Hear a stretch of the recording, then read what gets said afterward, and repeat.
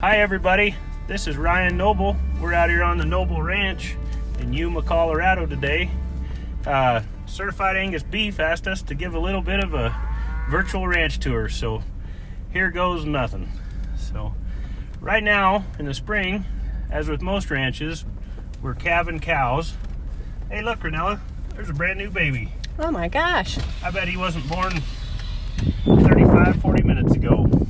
Well, our normal procedure right now is we make out an ear tag that matches his mother's number, and if we can gently roll around here, we're going to see if we can't grab this little guy and put an ear tag in him.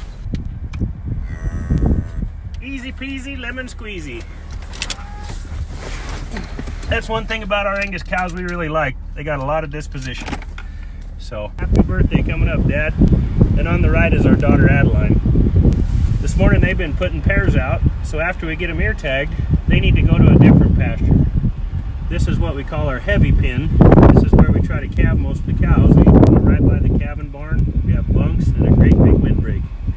So we pair out of this pen a lot. And we take the calves that are old enough with their mothers and put them out the gate. There we go. So we're a horseback ranch. That's kind of our modern day all-terrain vehicle. We really appreciate the versatility, the way a horse can sense what a cow's about to do. Horses go the same speed as a cow, so it's a pretty natural fit for us. Look at that mama just walking right out the gate, and there goes her baby in tow. So that's hopefully as low stress as we can get. Horses for us are a fantastic tool. One thing I appreciate about a horse compared to an ATV is that they're really quiet.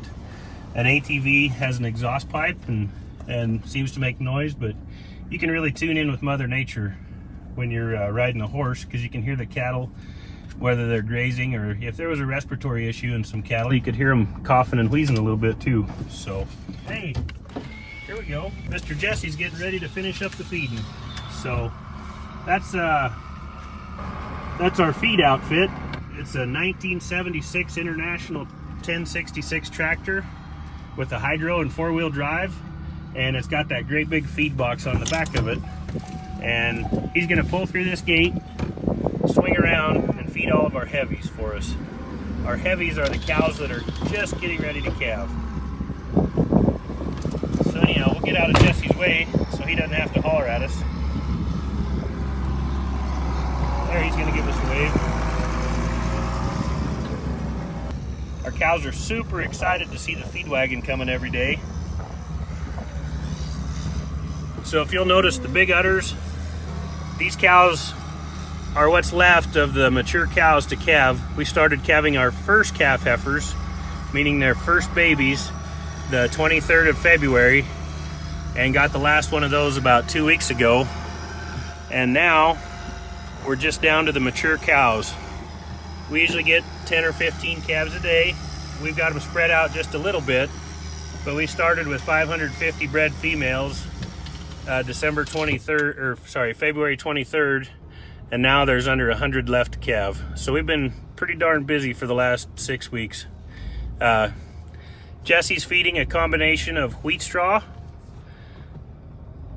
ground corn stalks, dried distiller's grains, and a corn silage, and a vitamin mineral package. We typically get about 16 to 18 inches of moisture a year, and like I said, we're at 4,200 feet of elevation, so it's pretty dry and pretty high.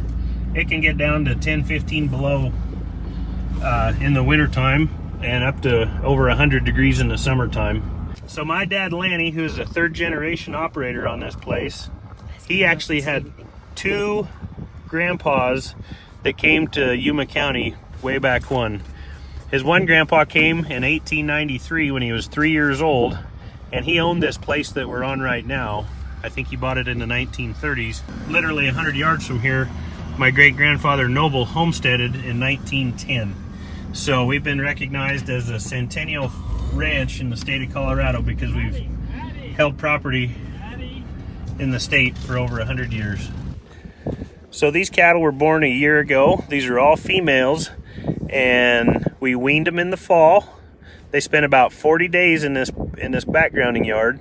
But we're going to go ahead and synchronize these cattle and artificially inseminate them and turn the bulls in with them for about 30 days. And these heifers, a year from now, will be mamas. And speaking of bulls, we finally come to the bullpen. And I think there's 30 or 32 head of Black Angus bulls right here. And this is really where we spend a lot of time and attention as far as purchasing cattle and looking forward to the next generation. Anyhow, thank you all for joining us. We hope you've had a decent tour here at the Noble Ranch. Take care.